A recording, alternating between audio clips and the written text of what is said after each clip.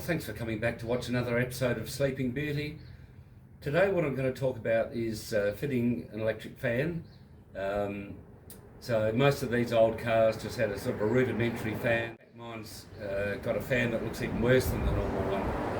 What I decided to do was fit an electric fan in front of the radiator. Now, some people actually take the old mechanical fan off. My preference is to sort of leave that on, even though it drags apparently a little more power out of the engine.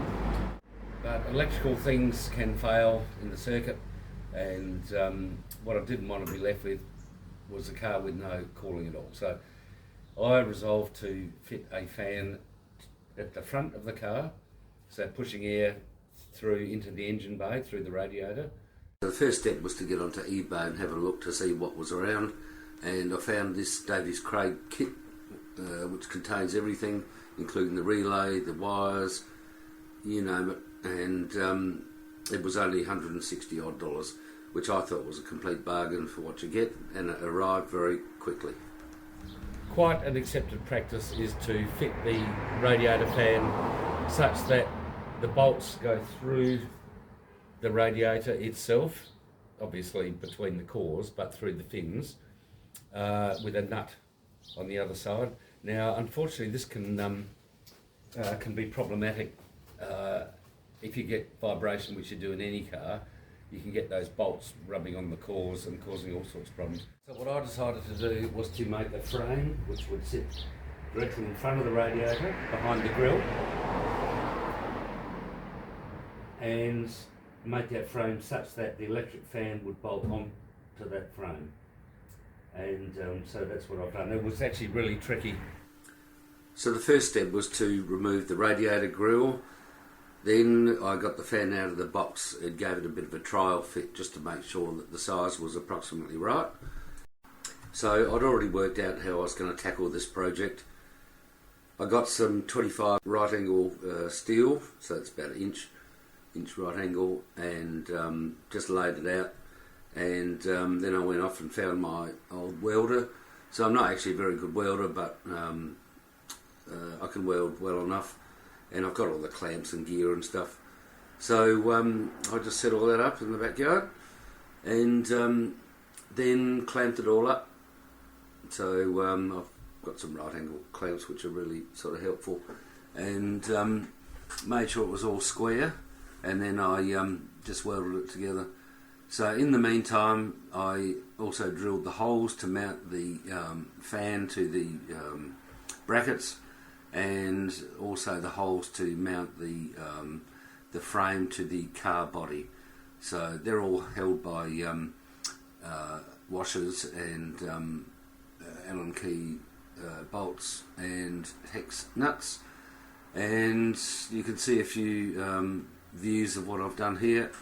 It all fits in pretty neatly, and I'm pretty pleased with the way that sort of all went. So one of the problems I encountered was that the fan, which is a 14-inch fan, just sort of fitted through the grille, but the frame that I made only fitted within a millimetre, so there was a lot of wangling and manoeuvring to get it in place. So down beside the radio, I installed just this little bracket thing,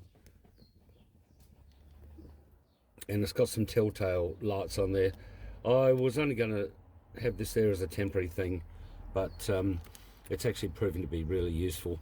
So what the top light does, that actually indicates whether the electric fan is on or not, and the LED, the wire that connects to that, goes actually to the fan, not to the relay. So at least if that light's on, I know the fan has power. Sometimes people just connect the light up to the relay, and that's a bit of a mistake. So if I turn the fan on, the light goes on.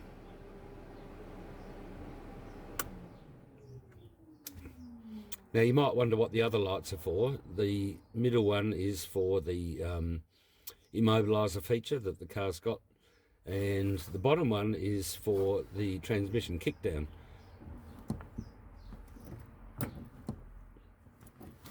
So I had problems with the kickdown solenoid and wiring. So once again, that green light tells me if that solenoid's actually getting 12 volts. So many people have the electric fan turned on thermostatically. I've chosen to just use a switch.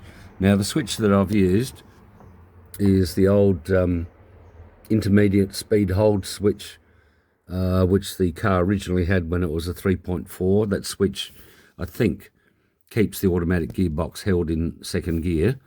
Now, I've got a Borg Warner box in this, so that switch is completely redundant.